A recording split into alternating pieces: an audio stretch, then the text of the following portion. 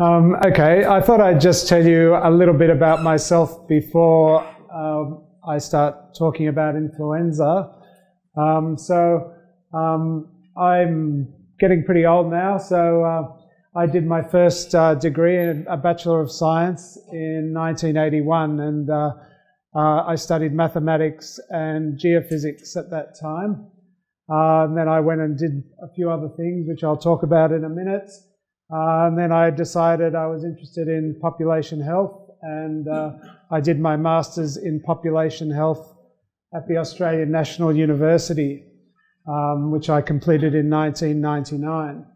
And more recently, I did a PhD, a doctorate on influenza, which I completed in 2014. I'm also, when I was working at the New South Wales, which is a state of Australia, Ministry of Health, I was fortunate enough to be enrolled in a kind of a field epidemiology program called the New South Wales Public Health Training Program.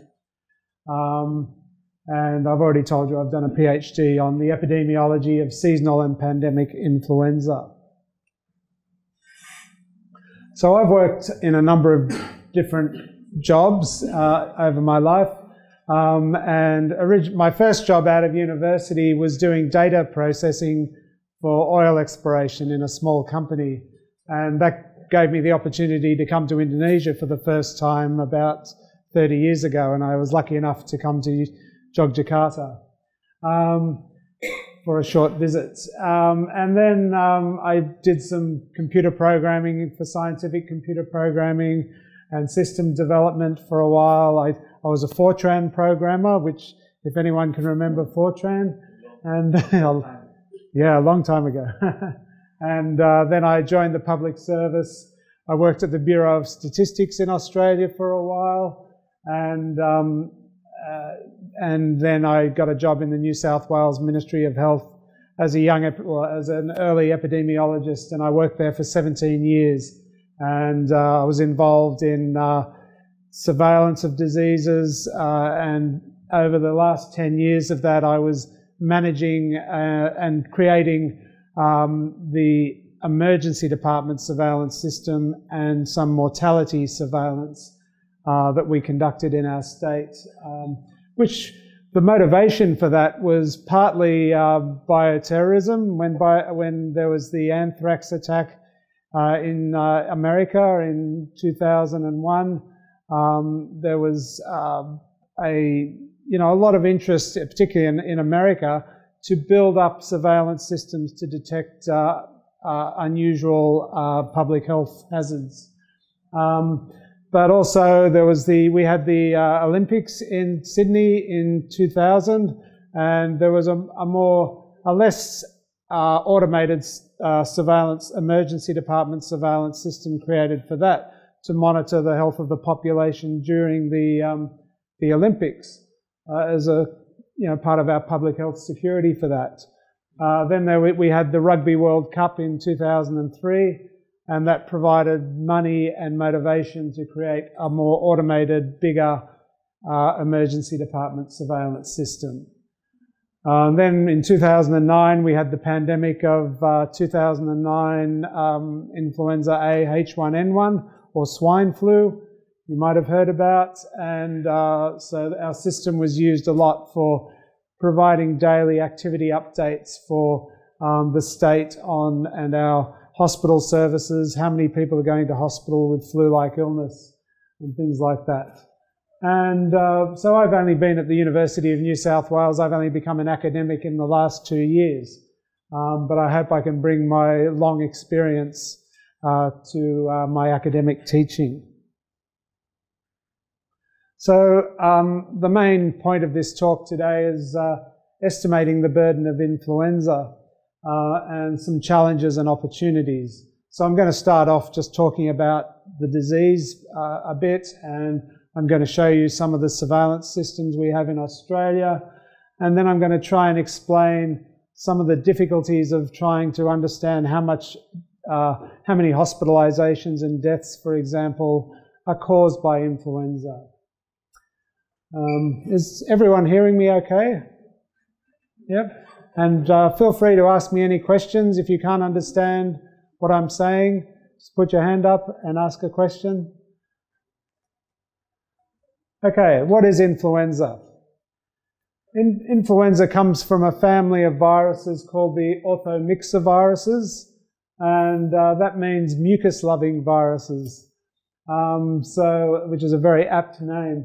The influenza types are A, and the influenza A virus can be found in humans, birds, mammals such as pigs, horses and seals, whales, and influenza B only occurs in humans.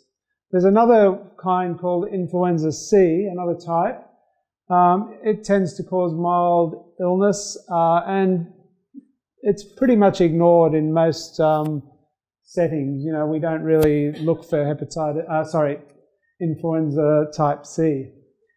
Now, the influenza viruses are characterized by particular molecules that are on the surface, and they're the antigens that actually interact with our immune systems.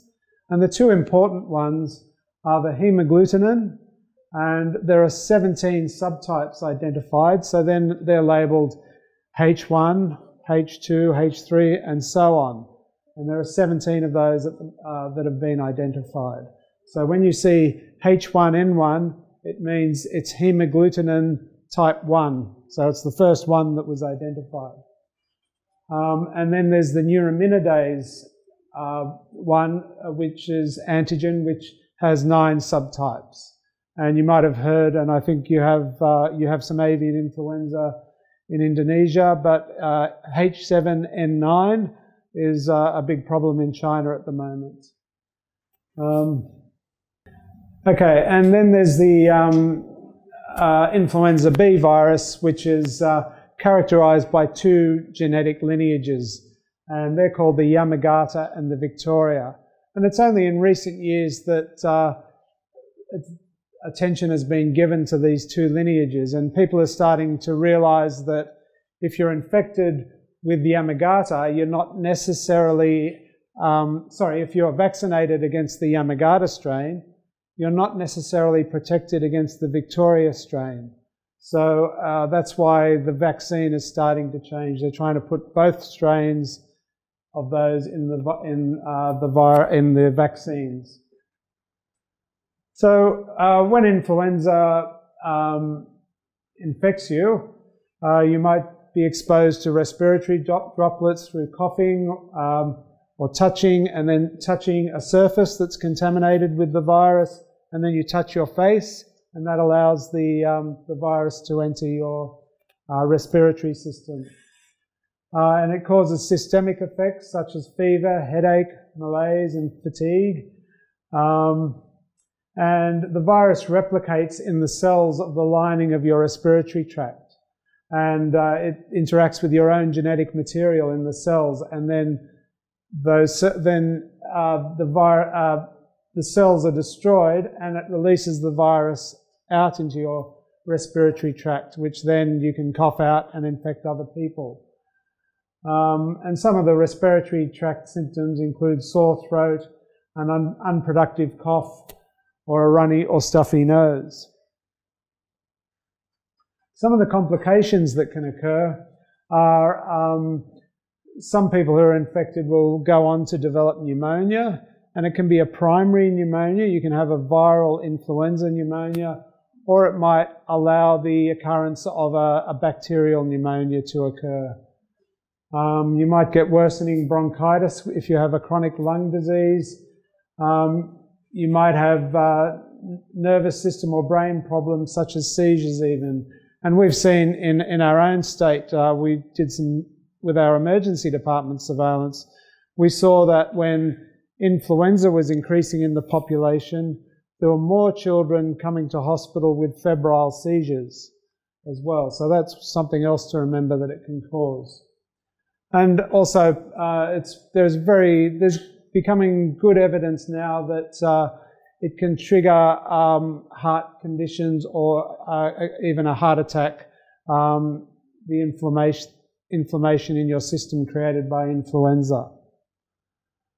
Some of the risk factors for severe influenza for children include diabetes, a suppressed immune system, sickle cell anemia, having been born prematurely, neurological disorders, age younger than 2 years, and long-term aspirin use. Adults who are 65 years and over, who are pregnant, have heart disease, Down syndrome, obesity, chronic respiratory disease, neurological disorders, diabetes, being an Indigenous person and being a resident of an aged care facility can all increase your risk. But it's important to remember that some people who are healthy, who are normally healthy people, can really get severe influenza infections as well. The size, geography, whether like in globally influenza is mostly like in Australia or like in yeah, I'll try and talk about that. It is everywhere. That's the simple answer. But I guess in a lot of lower resource countries, it hasn't been a focus of surveillance, and so I don't think it's widely recognised. But there is. I'll talk about the global influenza surveillance program, and I'll show you some data from Indonesia as well. Yeah. So the WHO vaccination recommendations, it's a bit small, but I put links to all these documents here.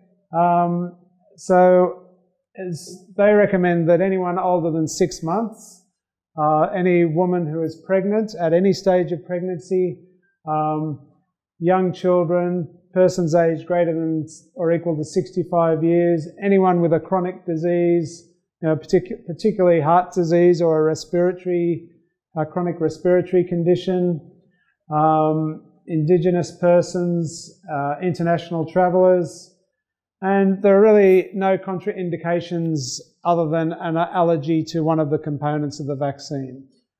So anyone older than 6 months can have the influenza vaccine.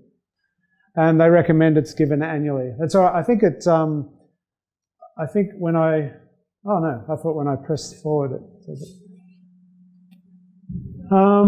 So just to talk about the program we have in Australia, we offer free influenza vaccine funded by our government to pregnant women, people aged over 65 years, again, people with any chronic, I mean, they talk about specific chronic conditions, but basically if you have a chronic disease that needs constant medical management or regular medical management, you're entitled to get the vaccine for free. And our Indigenous population, our First Nations people in Australia, are called Aboriginal or Torres Strait Islander people, and they can get it for free if they're aged between 6 months and 5 years, or if they're at least 15 years of age. So there's a small group of people, older children, who don't get it for free if they're Indigenous.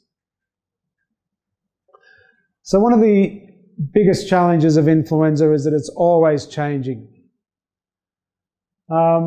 Influenza viruses are constantly evolving, particularly the influenza type A viruses. They mutate very quickly, and it's recognised they're just their reproduction cycle is so fast.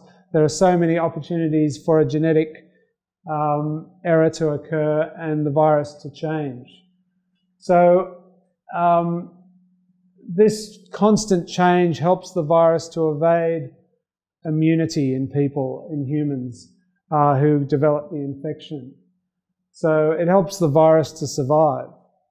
So there's this constant, they call it a drift, a genetic drift in the surface molecules, the antigens, the hemagglutinin and neuraminidase, that allows reinfection of hosts who might have been infected before. And the hosts include humans, birds and mammals. So if a cell is infected with 2 different influenza A viruses, then you can also get mixing between the 2 viruses. And that's how it's thought that if that happens, say, if a pig gets infected with a human influenza virus and an animal influenza virus, and those two viruses coexist in the same cell, that's how things like the swine influenza that can infect humans, those changes occur. So I might have pressed something there, did I? Oh, sorry. So when that happens, it's called a reassortment or a genetic shift. So drift is a slow, gradual change that doesn't cause major problems, or it does cause major problems actually, but it doesn't cause the scary pandemics that we hear about. But the more important shifts are thought to involve mixing of human and animal influenza viruses, and they can lead to a shift which causes a pandemic. So influenza B is thought to drift 2 to 3 times more slowly than influenza A. And influenza B is not known to cause pandemics. But we still need to fear it. I'll tell you why in a minute.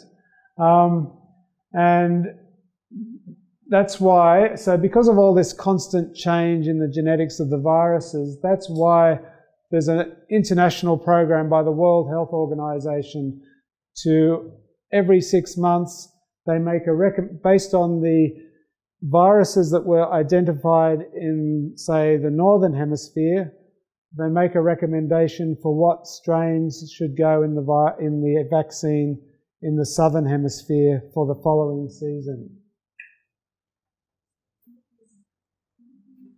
And then the reverse happens 6 months later for the Southern to the Northern Hemisphere vaccine.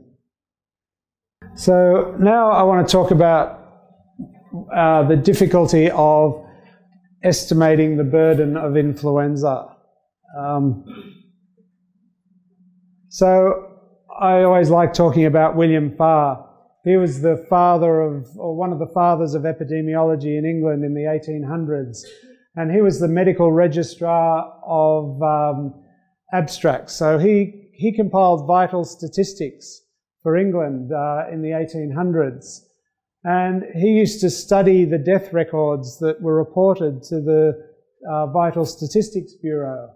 And there was an influenza epidemic in 1847 that was really bad.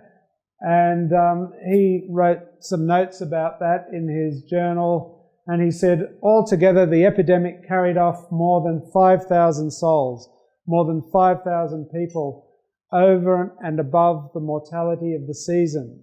So this is the thing that I'm really interested in, and a lot of my PhD work was around this. This idea that when a disease, an infectious disease, is circulating in a population, more people are seen to die. And the other thing he pointed out, it's certain that the high mortality that was recorded was the immediate result of the epidemic of influenza. But he said the deaths referred to that cause, so the deaths that were attributed to influenza by the doctor who certified the deaths, was only 1,157. So about a quarter, less than a quarter of the deaths that he thought were caused by influenza were actually attributed to influenza. So some of the difficulties of estimating how much disease and illness is caused by influenza in a population, there's a whole range of factors. So there are many viruses and bacterial infections that cause influenza-like illness. So as I'm sure you know, if you get an infection of any kind, you'll get a fever often, and lots of viruses, even the common cold, can cause your nose to run, give you a sore throat, make you cough, and so on. So just by looking at someone who's got those symptoms, you don't know if they've got influenza. You actually have to do a laboratory test to confirm that that's an influenza infection. And then there's pneumonia. We often do surveillance of influenza and pneumonia because influenza does cause a lot of pneumonia, but a lot of other things cause pneumonia as well.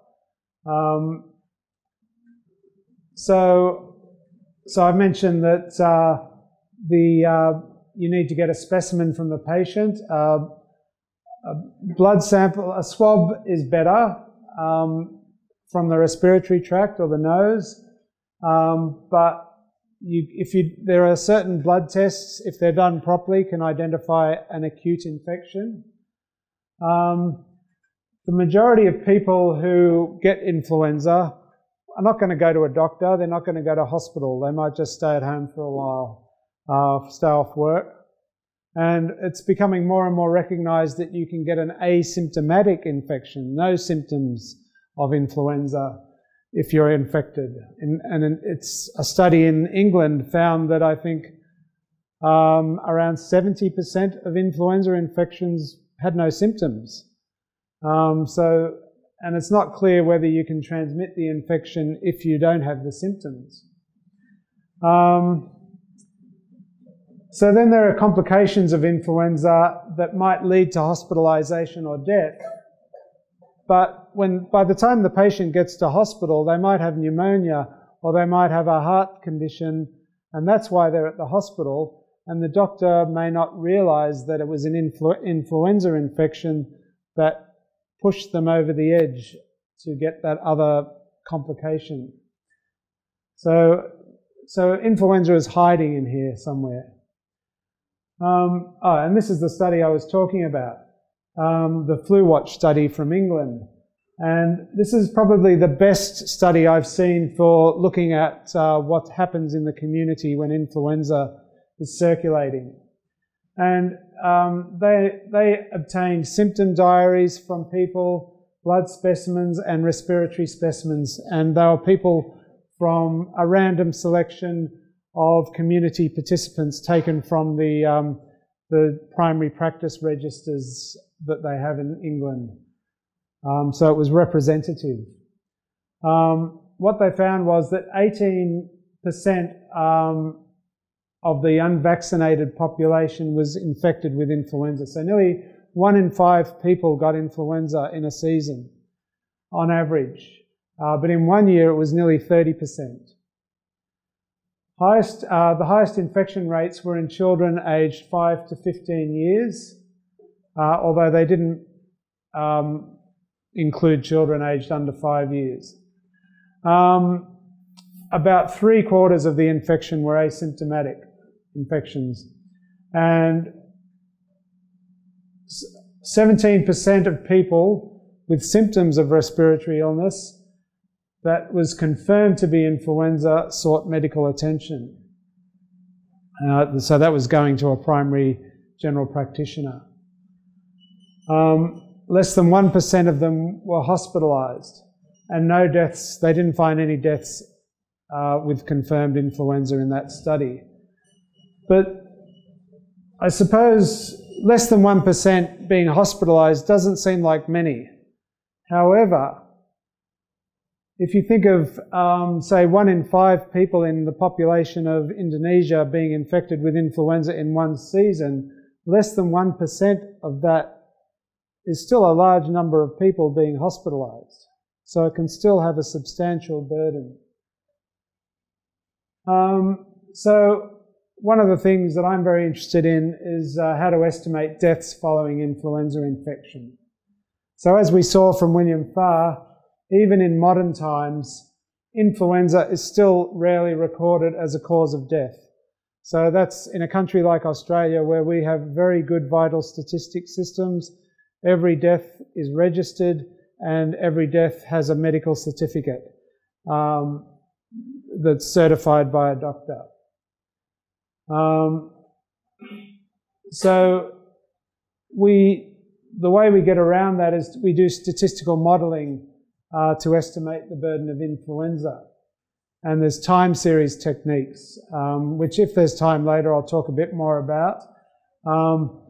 So the most recent global estimate for seasonal influenza is around 148,000 to 249,000 deaths per year.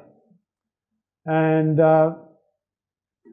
and a US study found that influenza A H3N2, so the H3N2 antigen version of influenza A in humans, the seasonal influenza, is associated with the greatest mortality, followed by influenza B and influenza A H1N1. And this is the results of a study that I did as part of my PhD. And it shows, I'll just talk about what we're looking at here. So on the x-axis, we've got the date. So it's these are weekly counts of deaths by date from 2003 to 2009. And here we have for persons aged less than 65 years and 65 years and older. We've got the population rate of death per 100,000 population. And the dashed lines are the observed observed rate of deaths per week over that period. And the shaded areas are estimates that have come from a time series model. So if you follow the top of the shaded areas, that's the model that was fit to the observed weekly deaths. And so you can see the model fits fairly well. You can see that there are these increases in deaths every year in younger people and older people.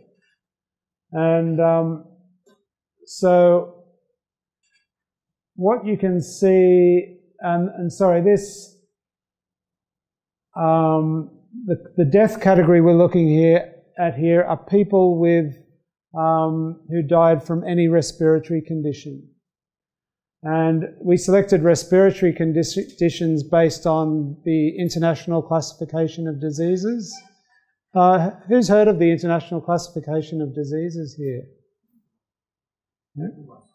Yeah? ICD? Sorry? ICD-10.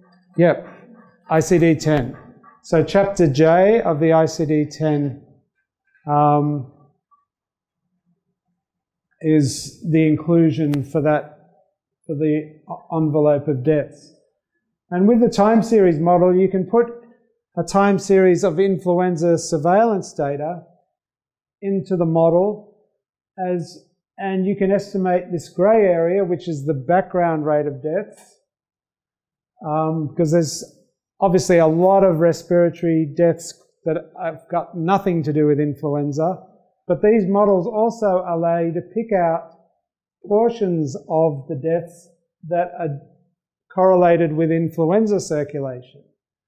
And what you see is that there are these big spikes in respiratory deaths that occur during the influenza season. And I was able to see that when I was looking at mortality data and when I was working in the health department. I could see that same thing in the data that we had. And I've been fascinated by it ever since. From a mathematical point of view, it's interesting to be able to fit a model to that, but also the fact that so many people can die more than usual. So this shows you what William Farr was seeing in the 1800s. He was observing it just without computers, without models, but he could see that. And in a more developed country like Australia, those types of models don't work very well for children because we have very low death rates in children in our country, and it's hard to do statistical analysis with very small numbers.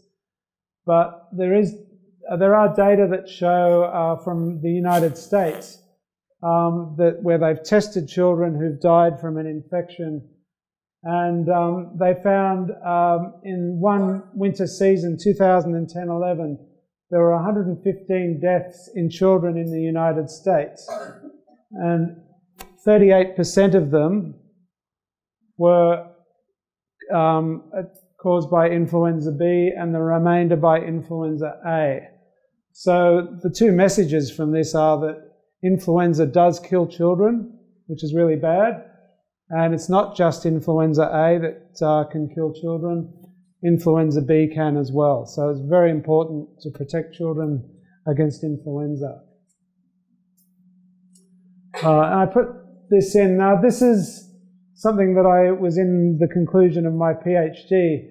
And it's a pyramid. You often see pyramids with diseases like influenza because at the top you get a lot of mild illness. And so the largest number of people infected have mild or even no symptoms. And they stay at home. But sometimes you might want to conduct surveillance on those people, and you can do population, you can call them up, have you got flu-like symptoms? We actually did that. That was another part of my PhD. We actually had a survey, a continuous survey of our population, and so we introduced some questions about influenza just for that when the pandemic arrived. And then there's moderate symptoms. They might go to a general practice. That's the next largest group. Then there's people who might go to a hospital emergency department. Some will get admitted, and some will go to intensive care, and some will be fatal. And so if you want to capture data about those different stages of illness, so with the moderate general practice, there are some general practice surveillance systems that exist around the world. There's a bit in Australia, but it's quite hard to do. It's quite hard to get the data from private practitioners. And then there's the emergency department. So in our state, we had good emergency department surveillance. And hospital admissions, if you can get that data in real time, it's good, but it's difficult sometimes. And same with intensive care. All right, now I'm going to talk about the global situation a little bit. I've been fortunate enough to be involved in discussions around estimating the global burden of influenza with the World Health Organization. So this is a graph that I pulled off the internet. It's very easy to do. A couple of weeks ago. Can I ask someone, can someone interpret that for me? Or just looking at the dates, 2017, it's very recent data. What do you think it's showing? Anyone got any ideas?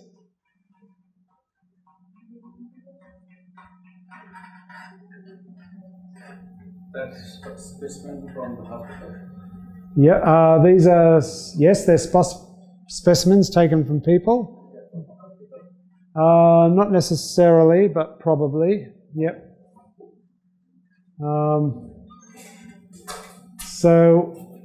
Whoops. So these are weeks,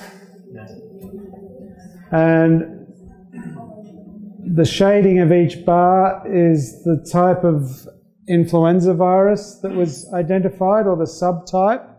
So it even goes down to a H3 virus, or this is the swine flu virus that's now become a seasonal influenza.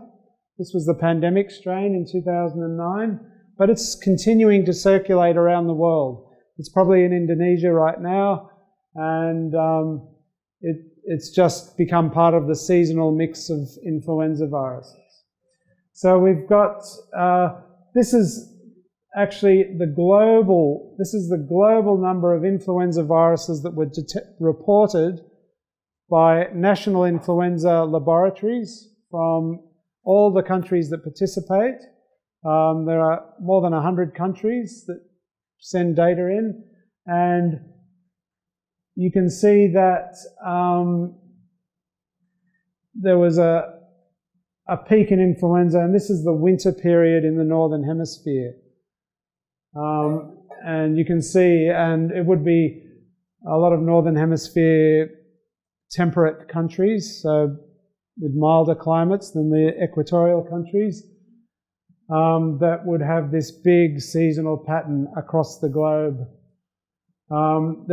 This includes Southern Hemisphere data as well, but they'd be small numbers for that time of year. Okay. Now, the World Health Organization website, yeah.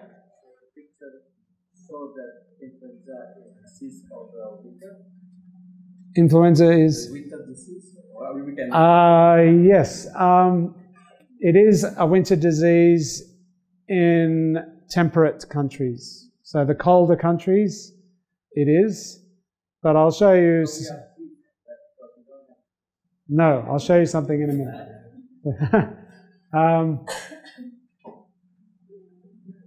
But in Australia, our influenza... I'll talk about that in a minute.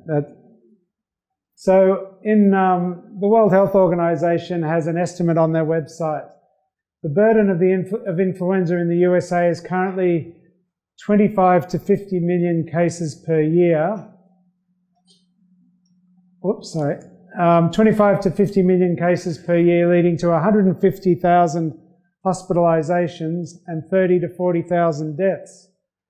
Now, what they did was they said, okay, if those, as a population rate, we apply that to the global population, just very simply, very crudely, applying it to the rest of the world, the average global burden of interpandemic or seasonal influenza is on the order of about 1 billion cases of flu and 3 to 5 million cases of severe illness and 300,000 to 500,000 deaths annually.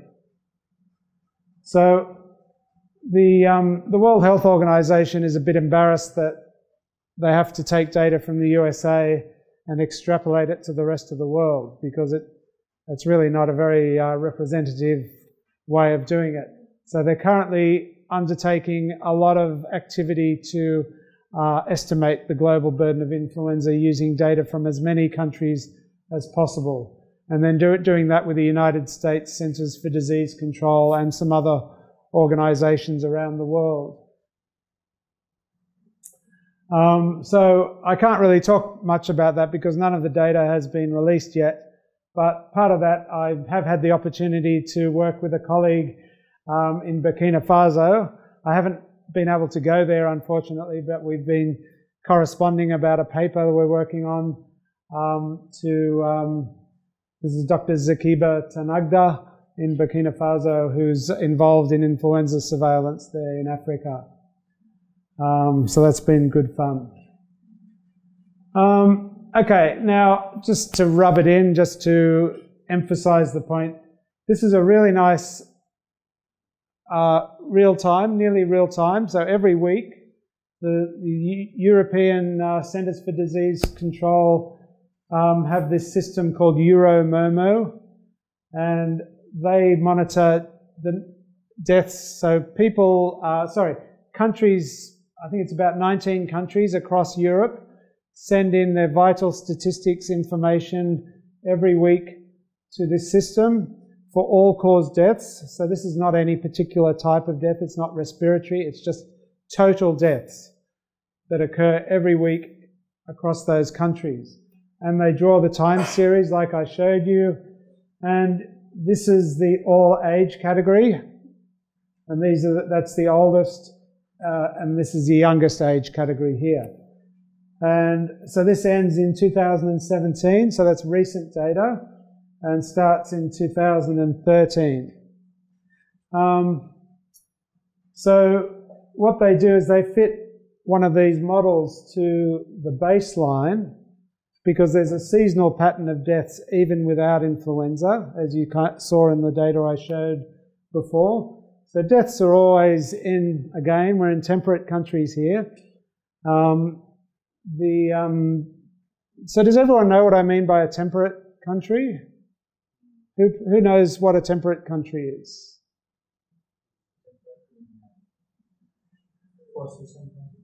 Yeah. Yeah, they have 4 seasons. They have a defined, they're not like tropical countries where the temperature is similar all year. They have a distinct winter and summer, a cold season and a hot season. Anyway, so in those countries, deaths go up and down all the time. Every winter, deaths increase. But in some years, there are these extra deaths, which is quite large. And that's when those 2 years there, so in the last influenza season in the Northern Hemisphere, there were actually big increases in deaths.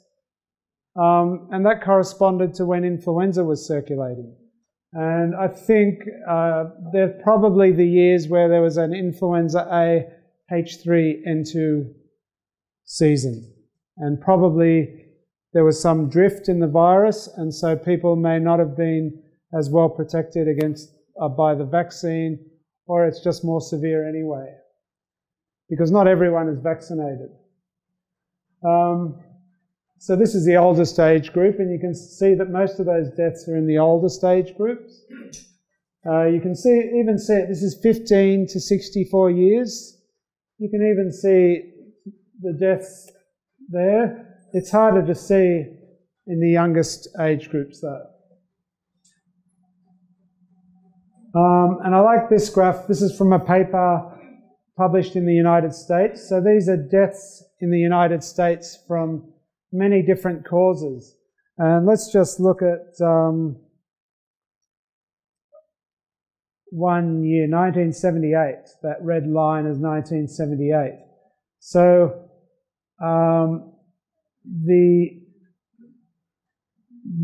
this dashed line here, that's pneumonia and influenza. And that's the clearest marker of when you have a big influenza season. So these are deaths from pneumonia and influenza. And you can see there are these big spikes in deaths. They correspond to bad influenza years. You can see the seasonal pattern going up and down, but there are some years that are much bigger.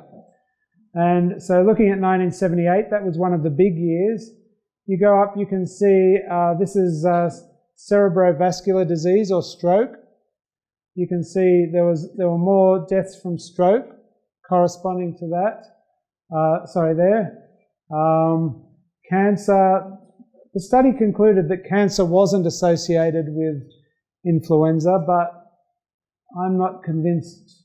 I think maybe it wasn't sensitive enough to detect it. And this is ischemic heart disease. So you can see the ischemic heart disease deaths increase as well when influenza is bad. So it's not just respiratory deaths that you need to look at. It's a wider range of deaths where influenza seems to make people who are maybe have an illness already get so sick that they die. Now let's talk about the tropical setting. This is Singapore. Singapore's got quite good information systems about diseases, and these are the data from their National Influenza Centre about the number of specimens taken from people that were positive for influenza by subtype. And this is from you can just download these graphs. You just go to the WHO website. There should be a link on these. Yeah, there is. And you can just type in the country, the date range, and it plots these graphs. It's wonderful for any country that participates. So you can see that there's some kind of seasonality there. There are periods when there's a lot of influenza occurring, but it's not just like winter and summer. See, there are these periods where you get two peaks in 1 year. They would likely confirm the rainy season. When rainy season is That's a good hypothesis. I don't know. Yeah, because usually July, August, December, there's a rainy season. Yeah. Well, the end of December. Well, they say in temperate countries that because it's cold, people are indoors, inside, so they're closer together and it's easier to transmit. That's one reason. So maybe in the rainy season, are people inside more? The argument where the rainy season, people get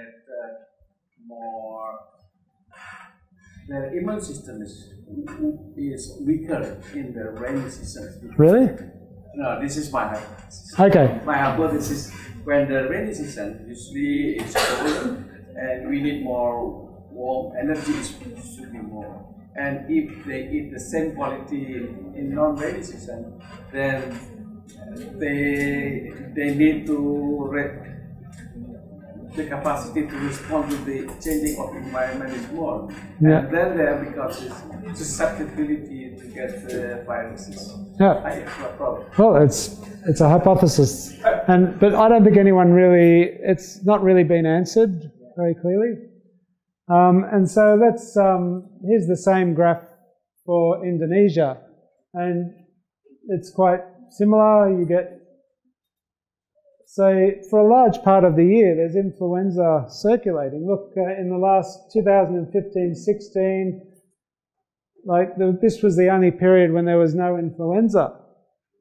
And the brown areas are influenza B. The pale blue, this colour and this colour, is the swine flu, the pandemic strain. And the darker blue, a little bit darker, is the H3N2 strain. So here in Indonesia, you have a mix of the three types of, H3N2, H1N1, and B, all circulating a lot of the time. That's a better description of the rainy season part of it. So every about December, yep. Because that is rainy season. Yep. So that is most likely higher. Yeah, interesting. And it's hotter, isn't it? Is it hotter? No, it's cooler. Oh, okay. And when the rainy season, usually the people who don't have car, they have to be wet in the street. So that is make them not very good. Yeah. So yeah, my point is the important part of your presentation is when we should take the influenza vaccine. If we know the seasonality, like yep. We don't have that. I don't know. We don't have the scheme that every July, August before the rainy season, influenza should be vaccinated. Like in other countries, before winters, they have to be prepared with a vaccination. So right here in Yogyakarta, are we in the southern hemisphere or the northern hemisphere? Middle. The middle. You're on the equator. Yeah, southern. Yeah, on the southern. Yeah.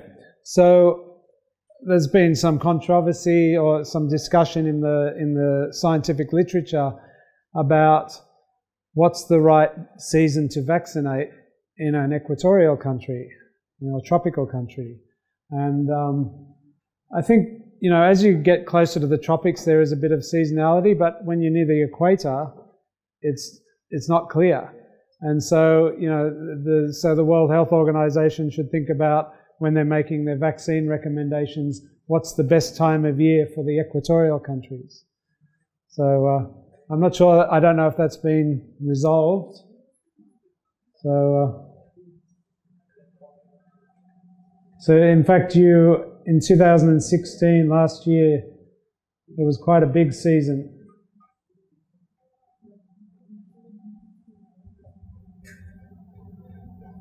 And on their website, it tells you what the National Influenza Center is, and it's in Jakarta. So that'll be the reference laboratory for influenza in Indonesia. And so every week they send data on their findings to the World Health Organization database, and anyone can go and look at those data.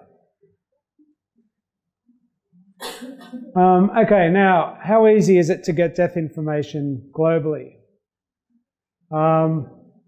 So this is from a study that had nothing to do with influenza, but the study was about the quality of death registrations. So there are a lot of people who work in the burden of disease type studies who are disappointed that there are no deaths data being collected systematically in a lot of countries.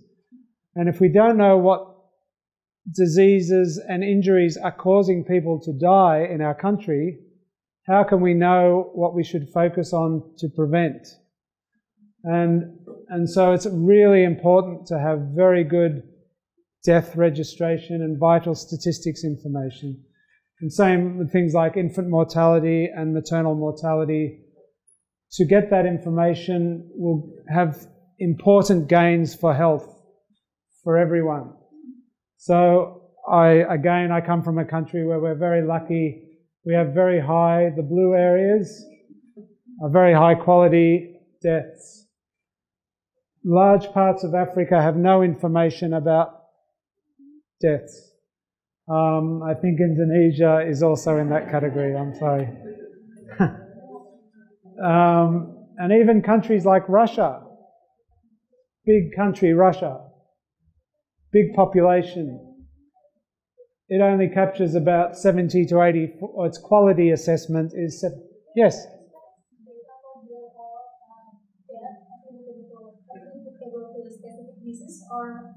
This just for the influenza?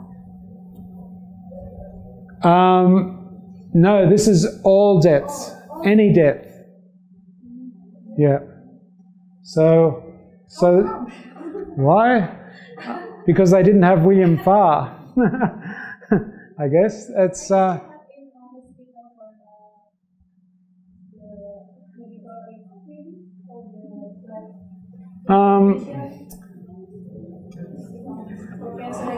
I think it's partly, look, there are a whole range of factors, and I can't pretend to understand that I know how things work in Indonesia.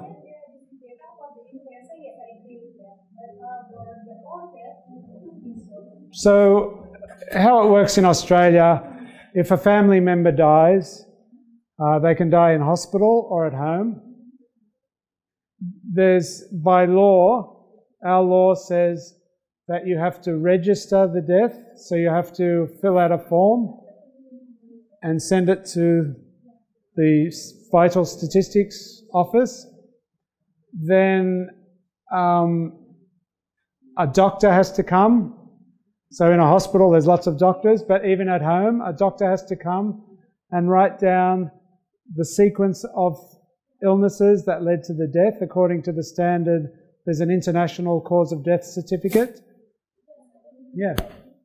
Yes, it does exist in Indonesia, but I was talking to Lutfan and Dr. Mubaisir, and I understand that, you know, a lot of people will, even if they're in hospital, they will go home to die, and maybe they're not aware that a death has to be registered. Actually, in Australia, everyone who dies will go to a funeral parlour, a funeral home, to manage the death, the burial. But this is the registration of death, not the death. Yeah, the registration of death. Yeah, but we are much poorer than because it is. But I think you have the data. No, registration, death registration is, we don't have that good system. Good system. This is about 5%. When the people die, doctor, hospital, or if they are not die in the hospital, there's people from the hospital should come to register. Yes. But we not that good detailing of registration. Not detailed, but I think we have data for that. Yeah, of course, but maybe it's on paper. Yeah. But not applicable to the whole region. That is one. WHO suggested this long time ago. How to apply death registration, find statistics into the population level. But I think even forgetting about whether there's a cause of death, that's one problem, the verbal autopsy or whatever, just having administrative information systems for just counting deaths. If nothing else, just count the number of deaths. Then you can draw those time series and you can see, for example, whether influenza is correlated, whether dengue is correlated, or any disease that varies over time, whether the incidence of that disease is correlated with the total number of deaths. So that's the first step. And the next step is then, what were those deaths caused by? Yeah. I think that's, for health development, I think it's necessary. Now, I've been talking for more than 1 hour. Is that I can keep going? I'm happy. Yeah. So you want me to keep talking, or? Yeah. So are there any other questions? This presentation is very good for us to reflect. Because, for example, in Papua New Guinea, it's better than Papua New Guinea. Better in Papua New Guinea, right? Is that white is better than right? No, white means no data. Oh, white is not data. So red is not much better. So this is the proportion of deaths that are registered. So it's not looking at cause. It's just whether there's an administrative collection of data. So no data could mean that there is data, but they didn't get it. They weren't able to find out for this study. Okay, so that's probably one important thing I should say. They weren't able to get information from Indonesia about the deaths, about how the deaths are managed. Regarding the vital statistic, actually there has been initiative from the Ministry of Health, from the Bangladesh, to start the CRPS. This is, I think, what they are doing right now. Hopefully in the next future then we will have this kind of data also. It's also the same like in the cancer. Indonesia actually a big country which has no cancer registrations. It is why we estimate the percent of cancers with the data from other countries, from surrounding, like from Malaysia, Singapore. And this year the Ministry of Health is also try to improving this situation. Yeah, that's good.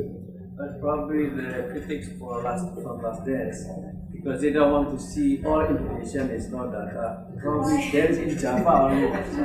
But we always come one. Yeah. I'm sorry.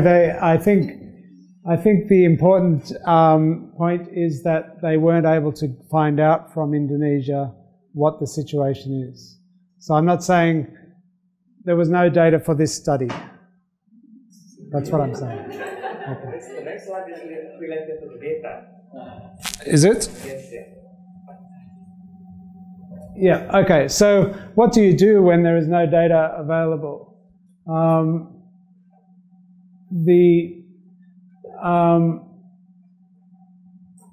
If you have some data from a country, you can use sentinel influenza surveillance information to estimate a population rate. Now, this is more to do with hospitalizations than deaths, but some countries are able to establish, like Burkina Faso, maybe 2 or 3 hospitals across the country that are able to enroll or monitor severe acute respiratory infection. And in some cases, they can test some of those patients for influenza, and they can estimate what proportion of patients who come in with a severe infection can have influenza infection. So that gives a proportional burden of influenza. Then there is, if there is no data at all from a country, what they have to do is get all the data from all the countries they do have data for, and then they use statistical models and projections to extrapolate. So they take data from countries with data and try and fill in the gaps for other countries using you can use statistical models or other techniques to estimate, based on what you know about a country, what the likely death rate or attributable to influenza is. So, should I keep talking, or is you? I'm just interested to see the regional variation of this thing in the country, within one country. The regional variation of? Australia, for example. Yeah, probably in terms of registration, this is for good. But in terms of influenza outbreak or incidents, whether they are the same across the country, across the states?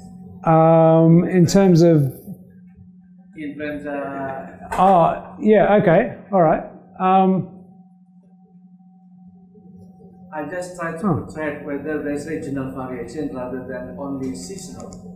So if there is regional, the northern part is much higher frequency of influenza rather than the south part, for example. Yeah, okay. I thought I had a slide for...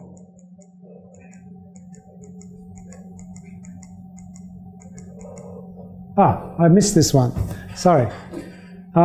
So I can talk about that a bit. In Australia, how do I click on the...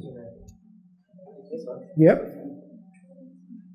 So I can talk about how influenza surveillance works in Australia. And so it's considered a high priority in our country because one of the motivating factors for considering influenza as an important disease to monitor has largely been driven by the 1918-19 Spanish influenza pandemic, which caused millions and millions of deaths worldwide, and it was terrifying for everyone. And that has created an incredible fear of influenza. And influenza pandemics are known to occur maybe every 20 to 40 years on average.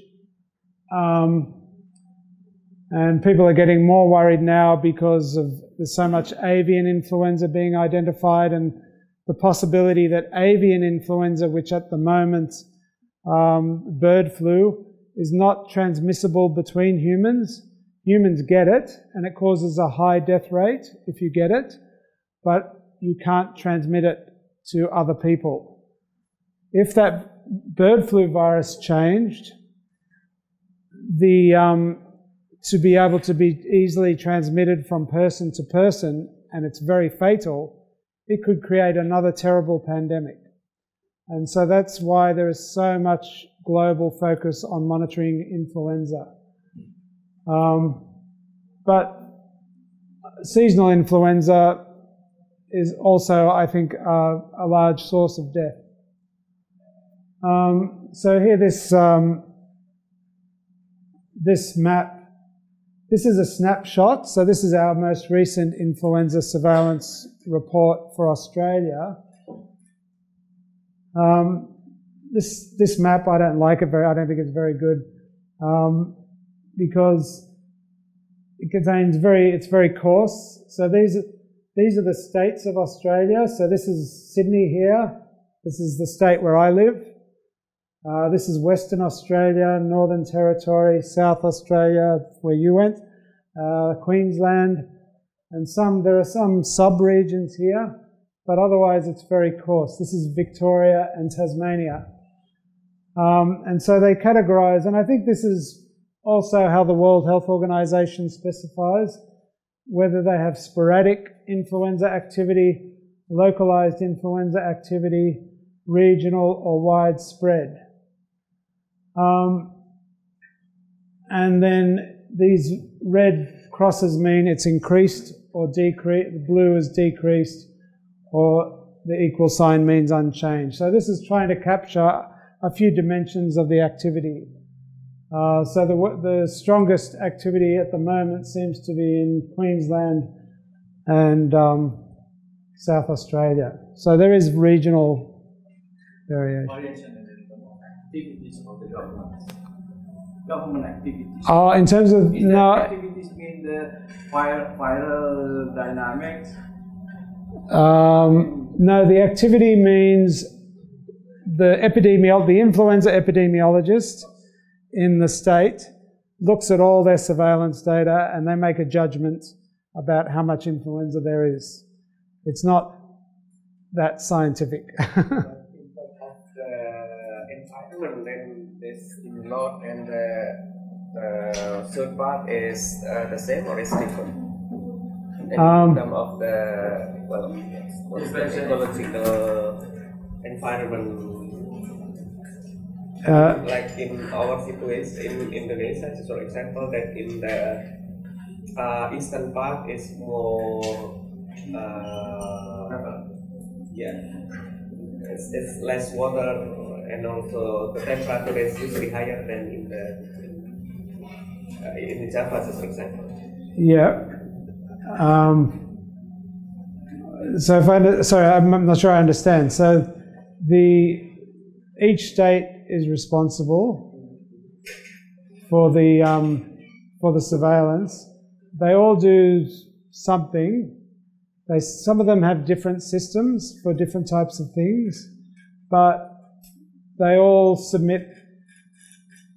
A lot of the data comes from the notified influenza. So across Australia, influenza, if it's identified in a laboratory, is notifiable. So that data is available for the whole country. So am I answering your question, or? I mean, whether the environment is also different between those sorry. regions. Yes, sorry. So the Northern Territory, okay. So this is a temperate part of Australia. This is the coldest part. Here, I think about here is the start of the tropics. And so this is a tropical area. This is the monsoonal climate up here. So they have a dry season and a wet season. They have, like Indonesia and Singapore, they have a less distinct seasonal pattern as well here. But down in this part of Australia, it's very much winter. Yeah. David, can I just make comment to my audience? Sebenarnya menarik ya, karena kalau kita punya data itu di kota-kota ini sudah menarik. Studi-studi yang kalau statistik ya, itu sangat menarik sebenarnya. Lalu menemukan bahwa itu ada pola waktu tertentu saja sudah penting bagi ketinggian penetapan. Kadang-kadang kita aja yang kita mencari sebabnya yang terlalu dalam. Padahal variabelnya cuma dua, hanya waktu sama insiden. Jadi sebenarnya para ahli epidemiologi atau apalagi yang bicara global, kalau kita Indonesia lebih menarik lagi karena variasi antar daerahnya sebenarnya cuma kita nggak punya datanya, sehingga kita menjadi problematik. Nah, apalagi di sini hanya aktivitasnya saja bisa dipotret beda. Misalnya kalau kita duluan yang di Jawa lebih aktif daripada di luar Jawa, kita banyak paper sebenarnya tapi kita nggak punya. Nah, di Pulau Jawa saja, kadang-kadang di Maluku sendiri sering membuat peta hanya di DIY saja. Lalu kita lihat perbedaan antara kabupaten. Jadi semuanya sebenarnya bisa dianalisis sehingga menunjukkan apakah itu kemudian pemerintah ataupun kemudian para epidemiologi yang bekerja di masing-masing tempat. Just raise the issues that if we have the data, we can make a mapping on the activities of different regional activities among Indonesia, even in Java, even in the district level analysis in the district in Yogyakarta. That is most students work on this. They map on daerah istimewa Yogyakarta based on the activities of the district or local government. Very good. So this is the importance of the data, that if we work on the epidemiology and district health office, Anda jadi partner sendiri harus memaksa data supaya ada cerita, supaya kalau nggak ada cerita. Ya, silakan yang lain mungkin ada yang mau tanya. Ahli informatik sebelah. There's a group of students from health informatics, so they should talk more than us. Very good. So you can see that this map is not very sophisticated. It's very, I think we can do a lot. I think we're not very good in Australia at using geographic information systems to show our data. Yeah. Am I controlling this? Oh, okay. Do you want to see more of that, this report, or tell me when to stop? I think it is good for us to discuss about public health practice based on your Okay. information. Yep. I'm interested to know the mortality because of the influenza. Yep. Why? Whether our health system does not be able to to treat the influenza when they are there. I know there's mortality due to influenza, right? Yeah. What's wrong with this? Whether the hospital system is not good enough to respond to that situation, or they are delayed to be referred to the hospital, for example. Okay.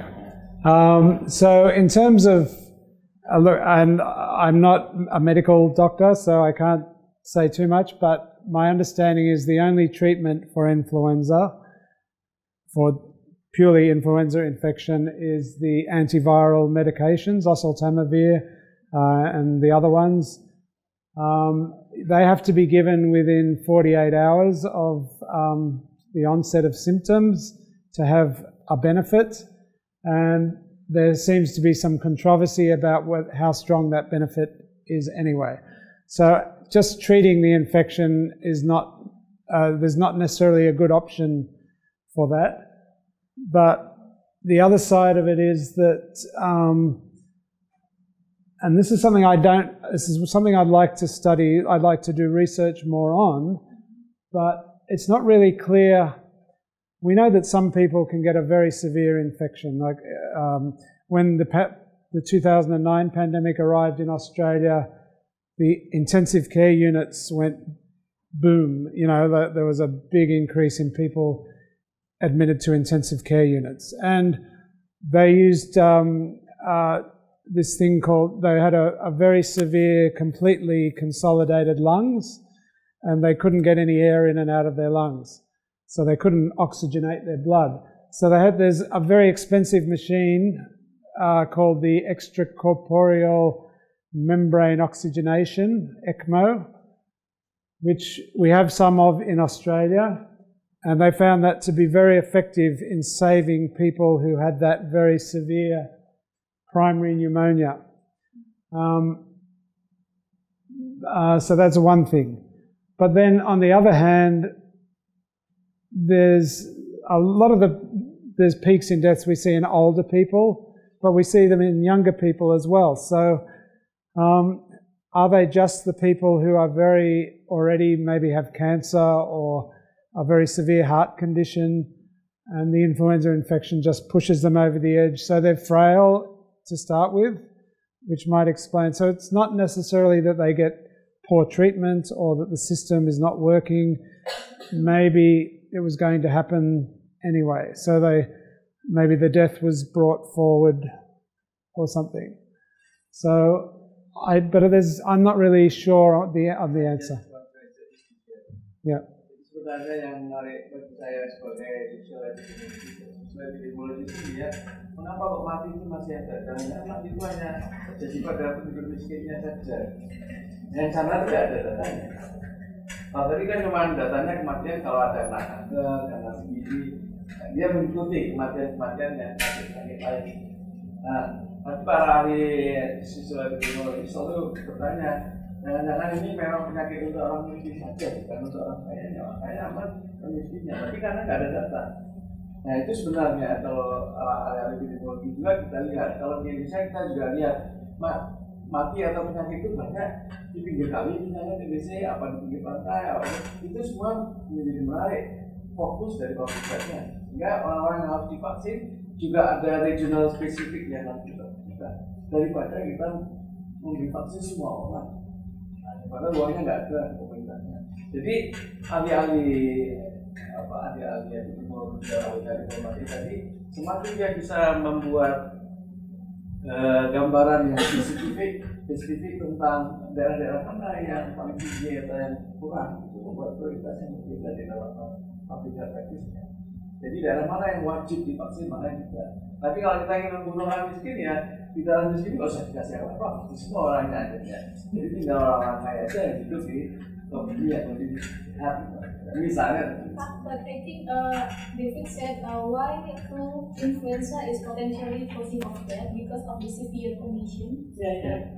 pneumonia. Karena ada datanya. Yes. Tapi kalau tidak ada datanya, kita bisa mengeksplor isu yang lagi maksud saya.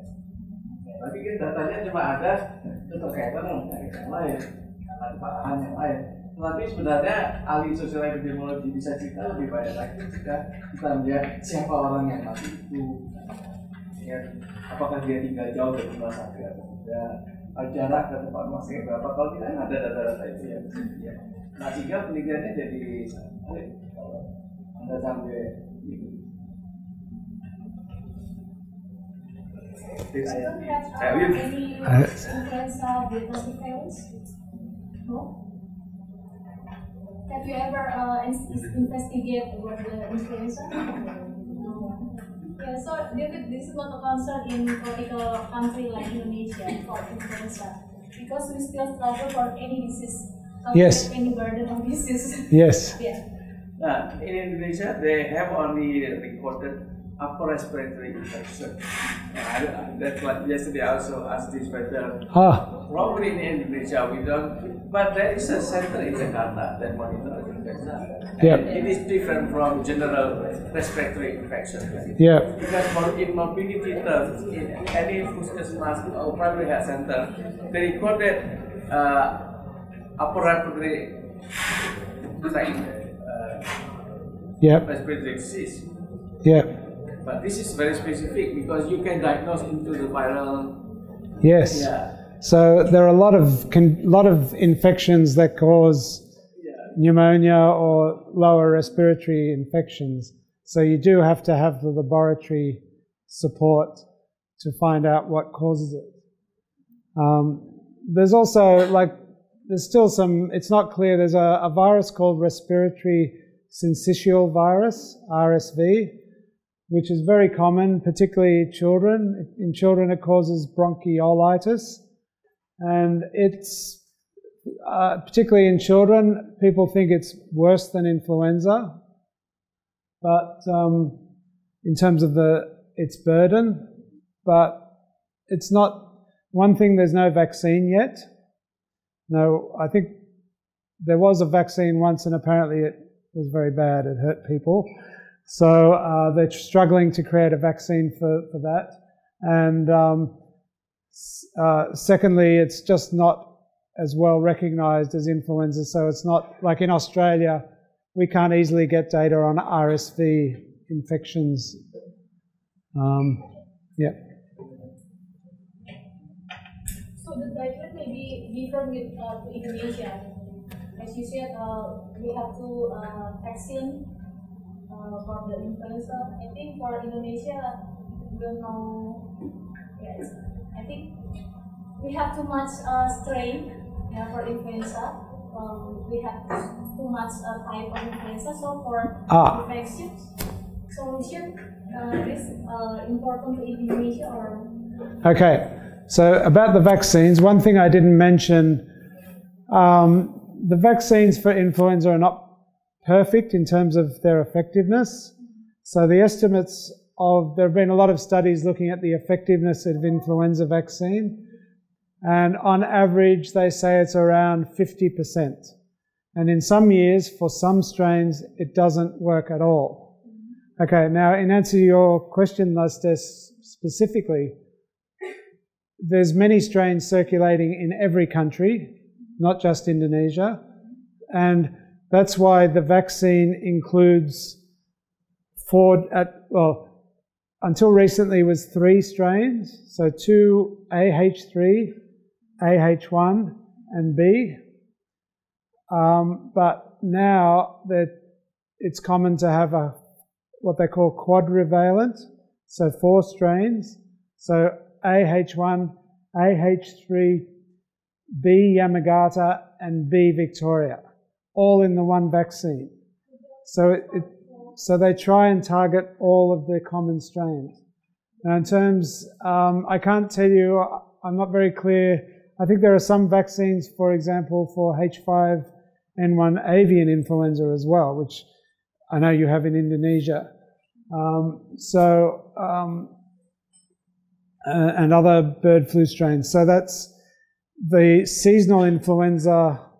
the human influenza vaccine won't protect you against those ones. So there's many aspects to this problem.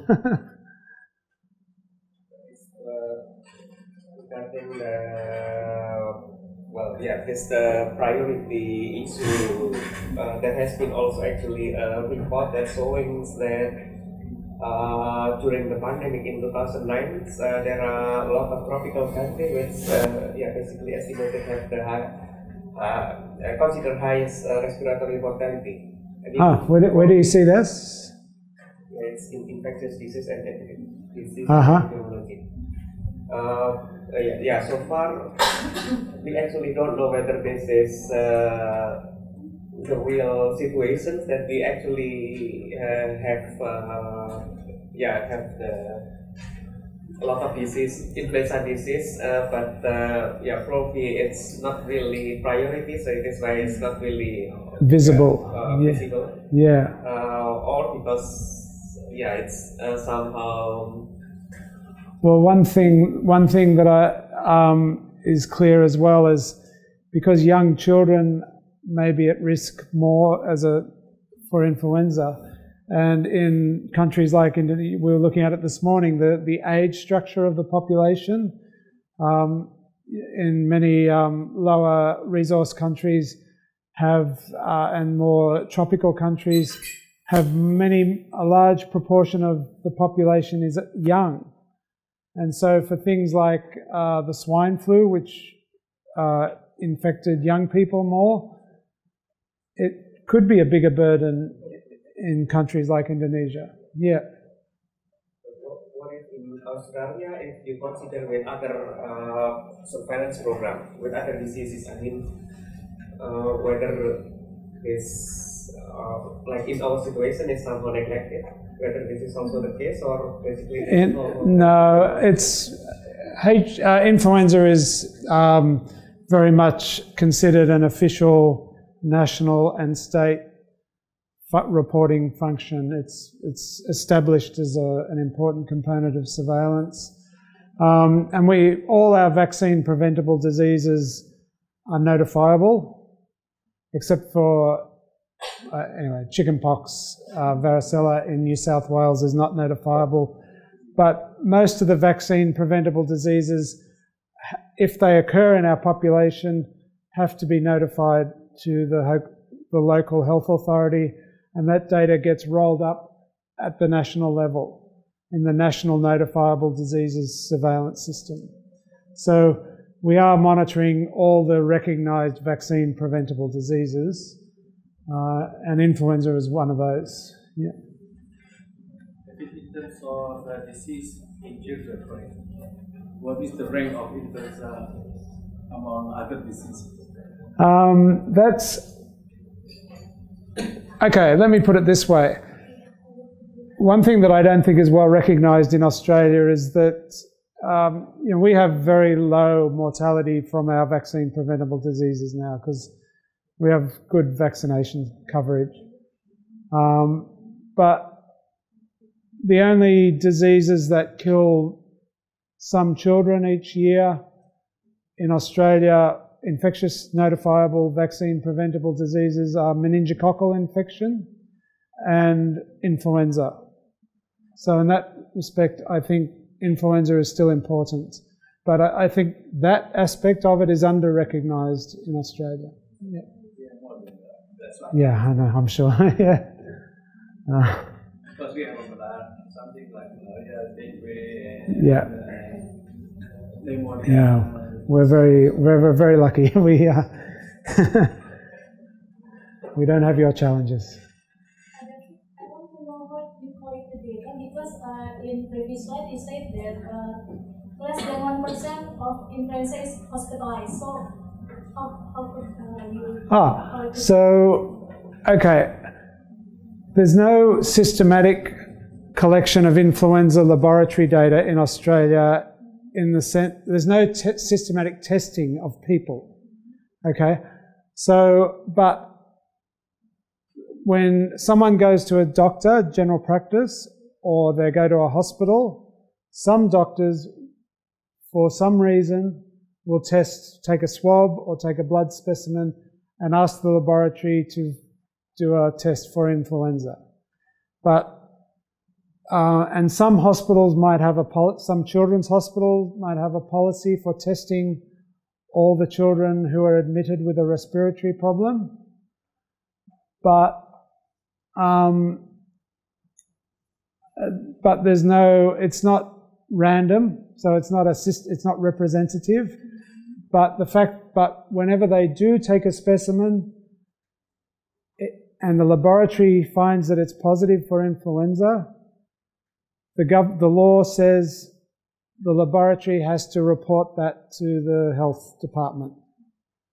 Okay, so even if it's in a private laboratory or a public hospital laboratory, it all goes into our database. No, again, there's a whole range of things to consider. So if someone has a respiratory condition, the doctor might say test for influenza, or they might say test for influenza and common cold rhinovirus or RSV. The other thing that might happen is it depends what test the laboratory uses. So a lot of the modern antigen detection tests, they call it PCR, they have a panel of tests that they try and detect influenza, RSV, maybe pertussis, whooping cough, or all sorts of different respiratory pathogens. But they can only detect what they test for. So and they don't always use the same test. So you can't.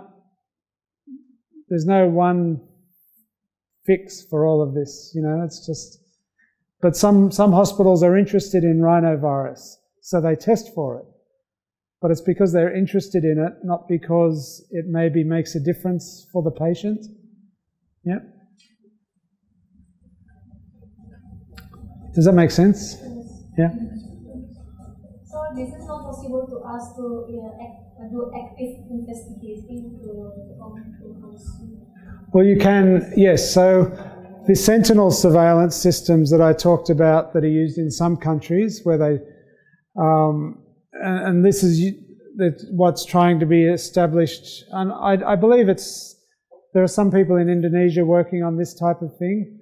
So the World Health Organization has created influenza surveillance guidelines.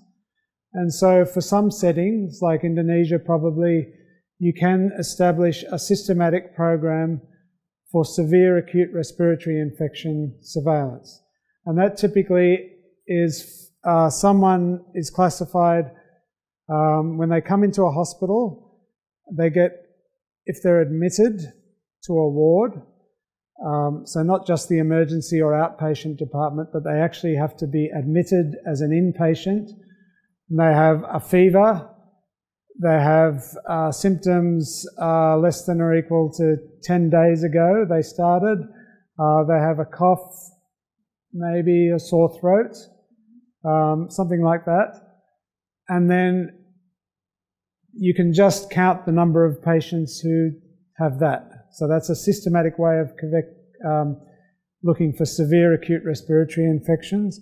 But then within that, you can also say, okay, every Tuesday, or I'm going to take a swab of everyone who is a SARI patient, a severe acute respiratory infection, and I'm going to send that to the laboratory every week. And so I can actually say the laboratory will tell me if that was influenza, and then I can count the number of, or the proportion of patients each week that were due to influenza. So it can be done. Yeah. What do you think? The friends from the IKM Building. Any comment for that? No? Okay, thank you. Okay.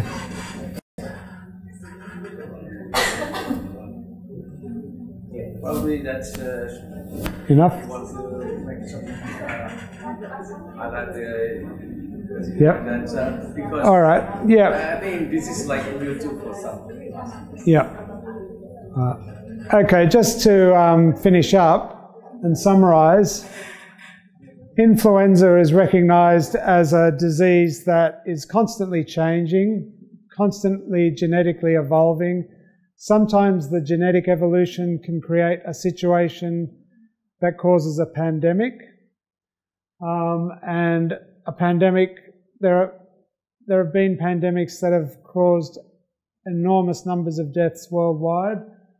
And there is greater concern now also because we're recognizing that this is a One Health concept, that the animal kingdom can introduce new strains of influenza viruses into our population, and they might turn into a pandemic as well. The other thing to remember is that there's a vaccine against influenza, and it can provide some protection for a lot of people. And there are a large number of people infected every year. So even if you protect half of the people with a vaccine, it's still going to provide an overall benefit of reduced burden in a population. The other side of it is that one of the reasons we don't easily recognize influenza as an important public health problem as the average person is because we don't know, we can't see what influenza is doing in our population. So there are ways that we're trying to develop to try and get a better understanding using statistical modelling to better understand what the real impact of influenza is in a country and globally. And there are a lot of activities for that around the world right now. Thank you. Thank you for listening. And I appreciate the comments. Thank you.